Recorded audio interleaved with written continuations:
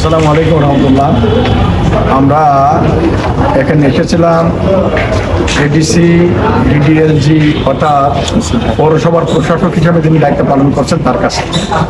আমাদের উদ্দেশ্য হলো যে সামনে বর্ষা সিজন, ঝিনাইদহ পৌরসভায় জলাবদ্ধতায় গত বছর মানুষ অনেক কষ্ট পেয়েছে। এগুলো নিরসনের জন্য তার সাথে আমরা আলাপ করেছি। আমরা ড্রেন পরিষ্কার করার জন্য বলেছি। আমরা বিভিন্ন জায়গায় পানি জলাবদ্ধতা থাকে, সেখানে নিষ্কাশনের জন্য ব্যবস্থা নেওয়ার কথা বলেছি। আমরা পৌরসভায় মশার প্রকোপ বৃদ্ধি পেয়েছে, সেগুলো নিরসনের জন্য মশার ঔষধ পর্যাপ্ত পরিমাণে ছিটানোর জন্য বলেছি। আমরা ঝিনাইদহ পৌরসভায় বিভিন্ন রোডে লাইট নেই, অন্ধকারে কেন্দ্র করে চলাফেরা করে, সেগুলো নিরসনের জন্য বলেছি। এবং আরও কিছু উন্নয়নমূলক কাজে জরুরি কাজ করার জন্য তাকে নির্দেশনা দিয়েছি। তিনি আমাদেরকে আশ্বস্ত করেছেন যে এই কাজগুলো আপনারা যেগুলো বললেন এগুলো আপনাদের সাথে আরও আলোচনা হবে এবং দ্রুত আমরা এই কাজগুলো করার জন্য চেষ্টা করবো বলে আমাদের আশ্বস্ত করেছে।